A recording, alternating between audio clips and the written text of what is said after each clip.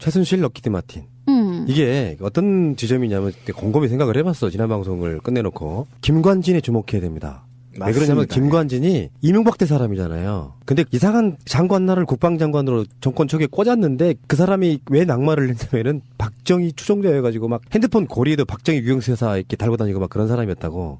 그래서 김관진이 다시 유임을 하다가 결국에는 청와대로 꽂혀요. 그래서 국가안보실장이 되는 거예요. 그게 김관진이란 말이에요. 이명박 정부 때부터 박근혜 정부를 통틀어서 요직에 앉아있는 사람 몇 안 되는 굉장히 독특한 유형의 인물이란 말이야. 근데 최근 나온 안민석 의원의 폭로 속에 실명을 밝히지 않지 럭키드 마틴 장학생으로 미국에서 2년간 주거도 했고요. 이런 관점. 2013년에 방위사업추진위원회에서 F-35A 40대를 결정한 게 그 당시에 방추위원장이던 김관진 국방부 장관입니다. 그렇죠. 그러니까 김관진을 자르지 못했던 이유가 저는 있었다라고 봐요.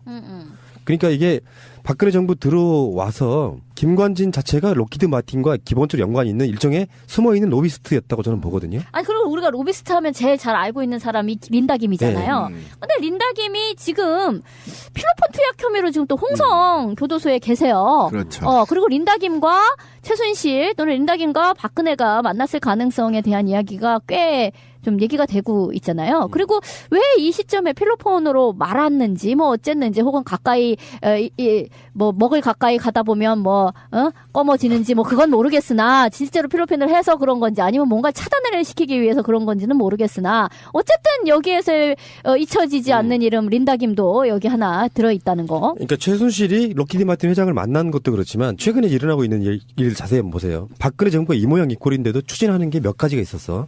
사드, 다음에 국정교과서 문제에 연결돼 있고요. 그다음에 한일 군사정보협정. 이렇게 추진하는 것들이 사실 알고 보면 미국 무기도 있고 다 밀접한 연관이 있는 그렇죠. 것들이야. 그러면 이 사람들이 뭐 자잘한 여러 가지 비리가 있지만 최소한 선수금은 받았을 가능성이 높아요. 그러니까 박근혜 정부가 완전히 무너지기 전에 빨리 해결해야 돼. 될 문제, 돈을 받았기 때문에 상대가 있는 거고 또. 그런 합리적인 의혹을 제기할 수가 있는 거잖아요. 아니 근데 그게 지금 밝혀지고 있는데, 그러니까 사드나 일본 위안부 협상이나 일본 군사정보 협정이나 그다음에 역사 교과서의 결정 과정이 비슷해요. 매우 졸속적이고 신속하게 이루어진다는 겁니다. 국가정책은요, 이렇게 지방자치단체의 작은 정책 하나도요, 중장기 계획을 수립해요. 그래서 이게 위원회를 통해서 타당성이 있는지 여부를 종합적으로 분석한 다음에 이 예산을 다음 해년도에 예산을 편성하고 이걸 결정하게 된단 말이에요. 그리고 이것과 관련한 모든 위원회가 있단 말이에요. 그런데 긴급하게 사드도 결정이 되고요. 국정교과서도 긴급하게 결정되고 한일 위안부 협상도 순식간에 이루어지는 이유는 최순실 방식이란 말이에요. 그렇죠. 그러니까 이게 있기 전에 사전에 저는 록히드 마틴사에서 지금 밝혀진 게 현재 지금 팩트로만 밝혀진 게 어쨌든 장학금을 누군가에 줬다라는 겁니다. 아직 이름 밝혀지지 않았는데, 그러면 이게 최순실이 정유라일 가능성이 매우 높고, 또는 일본 방위 정보 군사 정보 협정에서도 일본과 우리가 각종 장비들을 교환해야 돼요. 새 장비들을 도입해야 된다고요. 이 시스템이 그냥 협정에 그 서면으로 가는 게 아니에요. 레이더 모든 군사 정보들이 순식간에 버튼만 누르면 서로 공유되게끔 2급 이하 정보들이 호환의 장비를 도입해야 되는데, 이것도 사실은 군비가 들어간단 말이에요. 군 예산이. 그럼 이 종합적으로 돈과 관련돼서 미국의 방산업체를 6월 달에 지금 14년 6월 달에 최순실이 만났다는 거 아닙니까? 그럼 이때 종합적으로 로비를 받았을 가능성이 매우 높다라는 겁니다.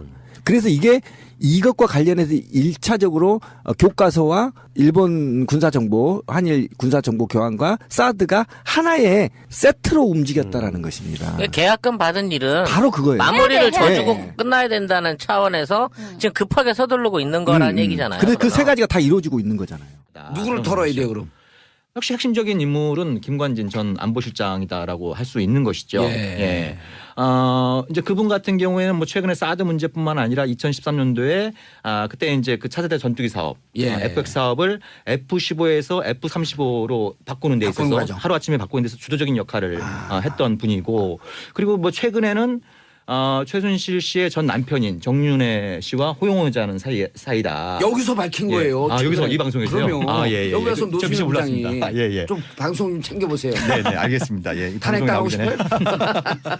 근데 그때 그 F15에서 F35로 기종 변경을 네. 할 때 이제 정윤회 씨가 외압을 행사했다 이런 얘기들도 당시에 그렇죠. 있었거든요. 네. 예. 그렇다고 그 한다면 과정에 김관진이 키맨이다. 네네. 이 과정에서도 김관진이 예. 키맨이다. 어떻게 생각하세요? 국방부 장관 답변하시오. 국방위원입니다. 아, 그래요? 장관 시키려는 때안 되겠네. 저는 김관진 전 실장의 책임이 크다고 생각합니다. 제가 오. 국방위를 해보면 1년 했거든요. 국방위원을. 예. 네, 사드가 국회의원도 1년 했어요. 그렇죠. 그러니까 많이 한 것처럼. 사드로 시작해서 사드로 끝났어요. 네. 국방위원 아. 모든 회의가 사드 얘기 없이 간 적이 거의 없거든요. 그러니까 뭐 어떻게 이렇게 말씀드리면 혼날지 모르겠는데 아주 지긋지긋하게 들은 얘기가 사드인데 제가 그만큼 국론이 분열됐고 그만큼 아주 뜨거운 쟁점이었다는 그렇죠. 거 아니에요. 근데 이 국방에서 이 문제를 다루고 질의응답 할 때마다 느꼈던 생각은 뭐냐면 이 국방부가 주도하는 게 아닌 것 같다. 네. 이건 청와대다. 청와대다. 그러니까 국방부보다 위에 있는 선이기 때문에 대통령과 안보실장이다라는 생각을 굉장히 많이 했고 네. 사실은 이 국방조 관련된 사람들 사이에서는 거의 이 중심은 김관진이다. 예. 이게 거의 합의된 정설이었거든요. 그렇기 때문에 저는 게다가 또 아까 말씀드린 미국을 2번이나 갔잖아요. 예. 대통령이 1월과 뭐 3월. 대통령이 탄핵된 이후에도 갔어요. 그건 이 참모로서 할 일은 아니거든요. 예. 장관이 가서 몰라도.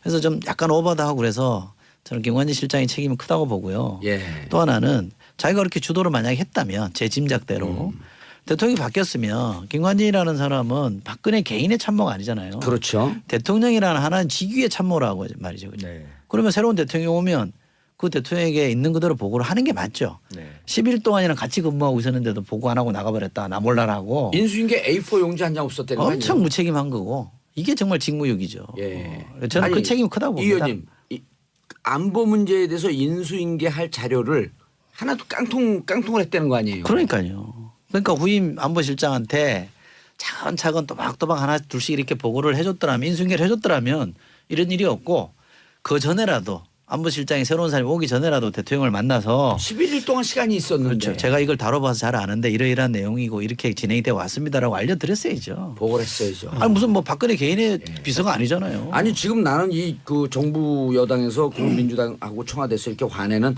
5번의 기회가 있었다, 4번의 기회가 있었다라고 하는 것은 오히려 그 김관진 국방부 장관과 그 안보실장과 네.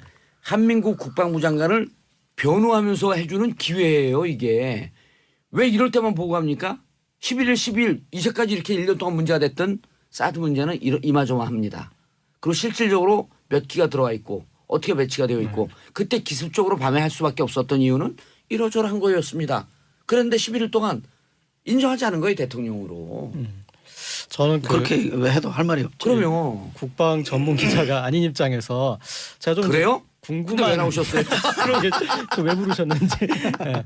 미국과의 관계에서 저는 좀 이렇게 궁금합니다. 일단 미국 국방부 대변인은 이 사드 문제는 투명하게 이 한미 합의 하에 이렇게 결정했다고 그러는데 제가 봤을 때는 이거는 정말 투명한 거짓말인 것 같아요. 지금 이렇게 투명하게 이렇게 알리고서 한 것이 없는데, 근데 저는 이제 미국의 입장에서 지금 궁금한 게 이게 지금 우리한테 배치한 사드 포대가 우리를 위해서 미리 제작한 그런 예산을 잡아서 한 게 아니라 다른 쪽에 이제 이렇게 됐던 거를 일단 돌려서 배치한 거 아닙니까? 그리고 주일 미군 기지 같은 경우에 지금 엑스밴드 레이더만 있는데 사드 포대를 지금 아베 총리가 들여오려고 예. 하는 입장인데 그런 상황에서 이를테면 일본 입장은 왜 한국에는 그냥 공짜로 설치해줬는데 우리는 왜 돈을 받아라고 또 얘기도 할 수 있는 거잖아요. 아하. 네, 그래서 지금 그런 맥락에서 보면 트럼프 대통령이 여기 비용 내라고 한 게 보면은 이제 이해가 되고 그리고 우리한테 배치를 해버리면 미리 배치하려고 했던 순서에 잡혔던 데가 비기 때문에 거기에 예산이 필요하지 않습니까? 예. 그 비용을 또 드려야 되는 부분들이 있고 그래서 미국 입장으로 봤을 때는 지금 계속 정욱식 대표가 미국에서 하는 얘기하고 한국에서 우리 언론이 하는 얘기가 지금 다르지 않습니까? 그래서 그 부분에 대한 좀 더 확인이 예. 미국이 좀 더 투명해질 필요가 있다는 생각이 듭니다. 알겠습니다. 청와대가 그것도 파악을 못한 것 무능한 거 아니냐. 청와대가 인사청문회에 쏠린 관심을 좀 돌리려는 거 아니냐 이런 의혹도 있다고 해요. 자, 그다음에 이철희 의원님께 질문하고 싶은 건 조금 이따 들어가고 이런 의혹이 있어요? 지금 야당이 이렇게 공격하고 있죠. 그런 문제 제기를 하죠. 오. 근데 이건 좀 설득력이 없어요. 왜냐하면 이낙연 총리 후보자 지금 이제 총리 예. 됐습니다만 에 대한 여론이 어땠느냐. 그러니까 뭐 굉장히 여론이 안 나빠져서 인준해줘야 된다는 여론보다는 하면 안 된다는 여론이 더 높았다면 이게 뭐 설득력이 있는데 예. 여론조사 해보면 76%. 60, 70%는 다 해줘야 된다 예. 이런 입장이었기 때문에 청와대가 뭐 이렇게 여론을 의식할 상황은 아니었거든요. 고재열 기자님 잘 아실 것 같은데 이건 자기들이 그 전에 이렇게 했다? 이런 뜻 아닌가요? 자, 이게 뭐냐면 그러면 이제 저는 이렇게 생각합니다. 만약 그럼 청와대에서 이를테면 예. 실세로 거론됐던 이 양정철 전 부실장이 예. 한민구 장관한테 전화를 걸어요. 자, 예. 지금 우리 특사들 가기도 해야 되고 지금 대통령 관심 사안이니까 이거 사드 이거 어떻게 됐는지 제대로 보고하라고. 그렇게 전화를 하면은 한민구 장관이 어떻게 대답을 해야 될까요? 당신이 뭔데? 왜 나한테 이걸 보고하느냐 마느냐 이렇게 될 거 아니에요.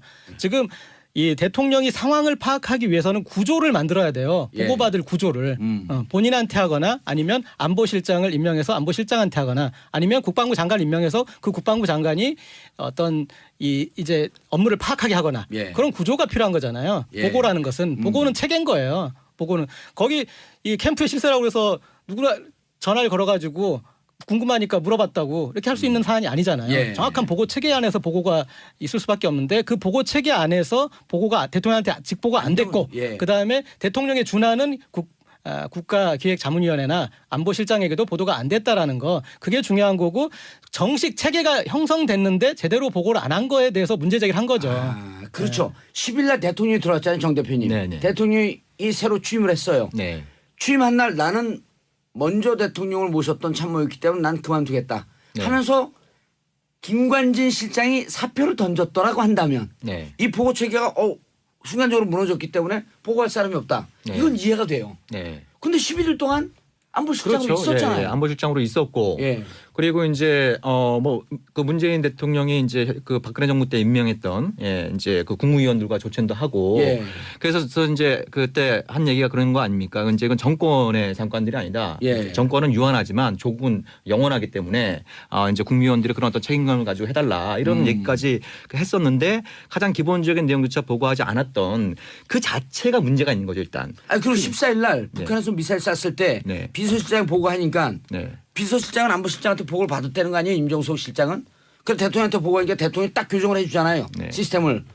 왜 당신이 하냐? 안보실장이 직접 보고하라고 해라. 그렇죠. 예. 이건 뭐냐면 여기에 있는 함의는 사드 문제도 그런 심각한 문제이니 어떻게 진행되는지 당신 보고에 책임 있는 거 아니야? 그러니까 문재인 대통령은 그 김관진 전 안보실장이나 예. 한민구 현 국방장관이죠.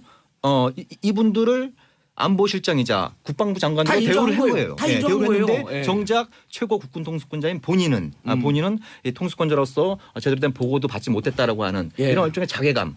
이런 어떤 분노 이런 쌈을 부분들이 제대로 붙이시네. 이런 부분들이 분명히 깔렸다고 보는 것이죠. 그분들 사람이니까 예. 그렇잖아요. 그게 경로했다. 예. 잖아요. 근데 린다 김이 지금 필로폰 투약 혐의로 지금 또 홍성 교도소에 계세요. 그렇죠. 그리고 린다 김과 최순실 또는 린다 김과 박근혜가 만났을 가능성에 대한 이야기가 꽤 좀 얘기가 되고 있잖아요. 그리고 왜 이 시점에 필로폰으로 말았는지 뭐 어쨌는지 혹은 가까이 뭐 먹을 가까이 가다 보면 뭐 꺼머지는지 뭐 그건 모르겠으나 실제로 필로폰을 해서 그런 건지 아니면 뭔가 차단을 시키기 위해서 그런 건지는 모르겠으나 어쨌든 여기에서 잊혀지지 않는 이름 린다 김도 여기 하나 들어 있다는 거. 그러니까 최순실이 로키드 마틴 회장을 만난 것도 그렇지만 최근에 일어나고 있는 일을 자세히 한번 보세요. 박근혜 정부가 이 모양 이 꼴인데도 추진하는 게 몇 가지가 있었어. 사드, 다음에 국정교과서 문제에 연결돼 있고요. 그다음에 한일 군사정보협정. 이렇게 추진하는 것들이 사실 알고 보면 미국 무기도 있고 다 밀접한 연관이 있는 그렇죠. 것들이야. 그러면 이 사람들이 뭐 자잘한 여러 가지 비리가 있지만 최소한 선수금은 받았을 가능성이 높아요. 그러니까 박근혜 정부가 완전히 무너지기 전에 빨리 해결해야 될 문제. 돈을 받았기 때문에 상대가 있는 거고 또. 그런 그런 합리적인 의혹을 제기할 수가 있는 거잖아요. 아니 근데 그게 지금 밝혀지고 각종 장비들을 교환해야 돼요. 새 장비들을 도입해야 된다고요. 이 시스템이 그냥 협정해 그 서면으로 가는 게 아니에요. 레이더 모든 군사 정보들이 순식간에 버튼만 누르면 서로 공유되게끔 2급 이하 정보들이 호환 이질 호환 내 장비를 도입해야 되는데 이것도 사실은 군비가 들어간단 말이에요. 군 예산이. 그럼 이 종합적으로 돈과 관련돼서 미국의 방산 업체를 6월 달에 지금 14년 6월 달에 최순실이 만났다는 거 아닙니까? 그럼 이때 종합적으로 로비를 받았을 가능성이 매우 높다라는 겁니다. 그래서 이것과 관련해서 1차적으로 교과서와 일본 군사정보, 한일 군사정보 교환과 사드가 하나의 세트로 움직였다라는 것입니다. 그러니까 계약금 받은 일은 바로 그거예요. 마무리를 해야 돼, 해야 져주고 돼. 끝나야 된다는 차원에서 지금 급하게 서두르고 있는 거라는 얘기잖아요. 그래서 그 세 그러면. 가지가 다 이루어지고 있는 거잖아요. 누구를 털어야 돼요 그럼? 역시 핵심적인 인물은 김관진 전 안보실장이다라고 할 수 있는 것이죠. 예. 이제 그분 같은 경우에는 뭐 최근에 사드 문제뿐만 아니라 2013년도에 그때 이제 최순실 럭키드 마틴. 이게 어떤 지점이냐면 곰곰이 생각을 해봤어. 지난 방송을 끝내놓고 김관진에 주목해야 됩니다. 왜 그러냐면 맞습니다. 김관진이 이명박 때 사람이잖아요. 근데 이상한 장관날을 국방장관으로 정권 초기에 꽂았는데 그 사람이 왜 낙마를 했냐면은 박정희 추종자여가지고 막 핸드폰 고리에도 박정희 유영세사 이렇게 달고 다니고 막 그런 사람이었다고. 그래서 김관진이 다시 유임을 하다가 결국에는 청와대로 꽂혀요. 그래서 국가안보실장이 되는 거예요. 그게 김관진이란 말이에요. 이명박 정부 때부터 박근혜 정부를 통틀어서 요직에 앉아있는 사람 몇 안 되는 굉장히 독특한 유형의 인물이란 말이야. 근데 최근 나온 안민석 의원의 폭로 속에 실명을 밝히지 않지 럭키드 마틴 장학생으로 미국에서 2년간 주거도 했고요. 이런 관점. 2013년에 방위사업추진위원회에서 F-35A 40대를 결정한 게 그 당시에 방추위원장이던 김관진 국방부 장관입니다. 그렇죠. 그러니까 김관진을 자르지 못했던 이유가 저는 있었다라고 봐요. 그러니까 이게 박근혜 정부 들어와서 김관진 자체가 럭키드 마틴과 기본적으로 연관이 있는 일종의 숨어있는 로비스트였다고 저는 보거든요. 아니 그리고 우리가 로비스트 하면 제일 잘 알고 있는 사람이 린다김이죠. 그 차세대 전투기 사업, 예. FX 사업을 F-15에서 F-35로 바꾸는 데 바꾸는 있어서 거죠. 하루아침에 바꾸는 데서 주도적인 역할을 했던 분이고, 그리고 뭐 최근에는 최순실 씨의 전 남편인 정윤회 씨와 호용하자는 사이다. 여기서 밝힌 거예요. 여기서 이 방송에서요? 그러면 예. 여기 와서 저 미처 노승현 부장이 몰랐습니다. 예. 좀 방송 좀 챙겨보세요. 네, 알겠습니다. 예. 이 탄핵 방송에 당하고 나오기 전에. 싶어요? 근데 그때 그 F-15에서 F-35로 기종 변경을 할 때 이제 정유혜 씨가 외압을 행사했다 이런 얘기들도 당시에 있었거든요. 예. 예. 그 그렇다고 한다면 과정에 김관진이 키맨이다. 네네. 이 맨- 과정에서도 김관진이 예. 키맨이다. 어떻게 생각하세요? 국방부 장관 답변하시오. 국방위원입니다. 아 그래요? 장관 시키려는 때안 되겠네. 저는 김관진 전 실장의 책임이 크다고 생각합니다. 제가 오. 국방위를 해보면 1년 했거든요. 국방위원을. 예. 네, 사드가 국회의원도 1년 했어요. 그렇죠. 그러니까 많이 한 것처럼. 사드로 시작해서 사드로 끝났어요. 네. 국방위원 모든 회의가 사드 얘기 없이 간 적이 거의 없거든요. 그러니까 뭐 어떻게 이렇게 말씀드리면 혼날지 모르겠는데 아주 지긋지긋하게 들은 얘기가 사드인데 제가 그만큼 하고 있는데, 그러니까 사드나 일본 위안부 협상이나 일본 군사정보 협정이나 그다음에 역사 교과서의 결정 과정이 비슷해요. 매우 졸속적이고 신속하게 이루어진다는 겁니다. 국가정책은요, 이렇게 지방자치단체의 작은 정책 하나도요, 중장기 계획을 수립해요. 그래서 이게 위원회를 통해서 타당성이 있는지 여부를 종합적으로 분석한 다음에 이 예산을 다음 해년도에 예산을 편성하고 이걸 결정하게 된단 말이에요. 그리고 이것과 관련한 모든 위원회가 있단 말이에요. 그런데 긴급하게 사드도 결정이 되고요. 국정교과서도 긴급하게 결정되고 한일 위안부 협상도 순식간에 이루어지는 이유는 최순실 방식이란 말이에요. 그렇죠. 그러니까 이게 있기 전에 사전에 저는 록히드 마틴사에서 지금 밝혀진 게 현재 지금 팩트로만 밝혀진 게 어쨌든 장학금을 누군가에 줬다라는 겁니다. 아직 이름 밝혀지지 않았는데 그러면 이게 최순실이 정유라일 가능성이 매우 높고 또는 일본 방위 정보 군사 정보 협정에서도 일본과 우리가